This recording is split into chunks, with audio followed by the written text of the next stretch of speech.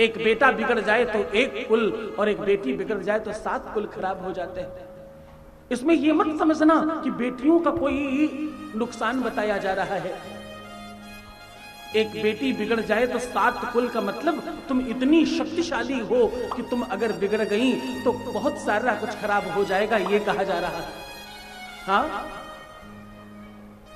नदी के किनारे बंधे हो तो नदी सुसज्जित लगती है और दिव्य दिखती है। नदी के बांध अगर टूट जाएं, किनारे टूट जाएं तो प्रलय आ जाती है। स्त्री और बेटियां, उनकी संपन्नता, उनकी दिव्यता और उनका अद्भुत दर्शन उसी में है। वो श्रृंगारित हो और वो संयमित हो। उनमें जो बंधन है वो बंधन किसी भी प्रकार का अंकुश नहीं है, वो निवेदन है। और उस बंधन के पीछे तुम्हारी शक्ति छिपी है, उस बंधन के पीछे हम सबका लाड छिपा है, उस बंधन के पीछे हमारी ऐसे मानना कि प्रार्थना छुपी है। क्योंकि भैया डीओजी कदाचित छूट जाए, गली में कोई दिक्कत की बात नहीं है, लेकिन भैया शेर अगर छूट जाए तो बड़ी दिक्कत की बात है। आपको समझ आई?